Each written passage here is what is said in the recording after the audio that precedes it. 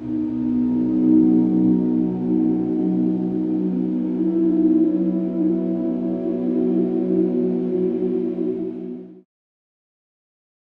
ant and the chrysalis. An ant nimbly running about in the sunshine in search of food came across a chrysalis that was very near its time of change. The chrysalis moved its tail and thus attracted the attention of the ant, who then saw for the first time that it was alive. Poor, pitiable animal, cried the ant disdainfully. What a sad fate is yours, while I can run hither and thither at my pleasure, and if I wish, ascend the tallest tree. You lie imprisoned here in your shell, with power only to move a joint or two of your scaly tail. The chrysalis heard all this, but did not try to make any reply. A few days later, when the ant passed that way again, nothing but the shell remained. Wondering what had become of its contents, he felt himself suddenly shaded and fanned by the gorgeous wings of a beautiful butterfly. Behold in me, said the butterfly, your much-pitied friend. Boast now of your powers to run and climb as long as you can get me to listen. So saying, the butterfly rose in the air and, borne along on the summer breeze, was soon lost to the sight of the ant forever. Appearances are deceptive.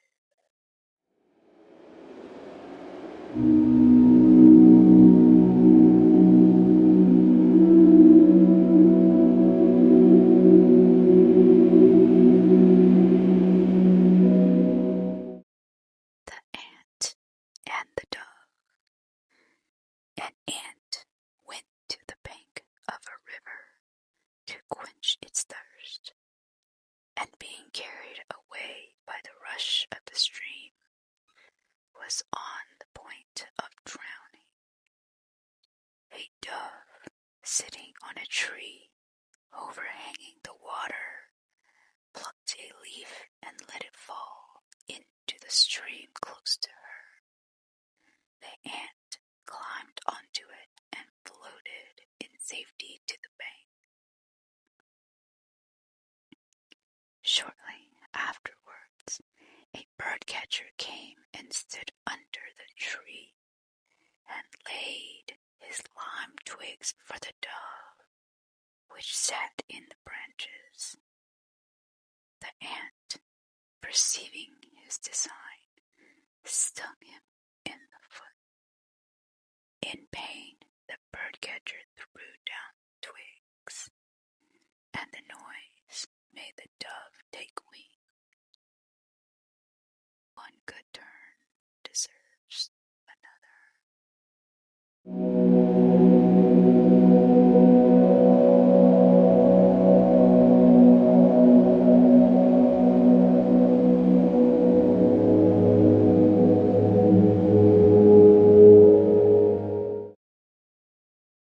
The ant and the grasshopper.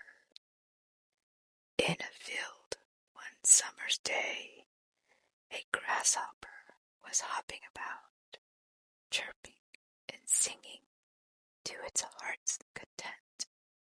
An ant passed by, bearing along with great toil an ear of corn he was taking to the nest. Why not come and chat with me, said the grasshopper. instead of toiling and moiling in that way. I am helping to lay up food for the winter, said the ant, and recommend you do the same. Why bother about winter, said the grasshopper. We have got plenty of food at present.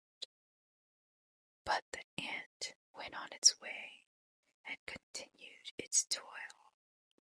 When the winter came, the grasshopper had no food and found itself dying of hunger, while it saw the ants distributing everyday corn and grain from the stores they had collected in the summer.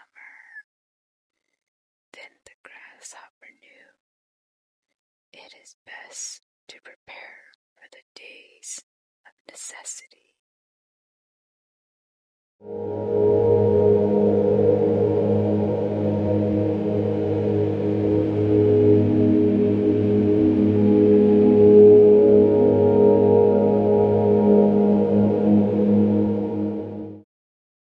The ants and the grasshopper. The ants were spending a fine winter's day drying grain collected in the summertime. A grasshopper, perishing with famine, passed by and earnestly begged for a little food. The ants inquired of him, "Why did you not treasure up food during the summer?" He replied, "I had not leisure enough. I passed the days in singing." They then said in derision, "If you are foolish enough to sing all the summer, you must dance supperless to bed in the winter. It is thrifty to prepare today for the wants of tomorrow."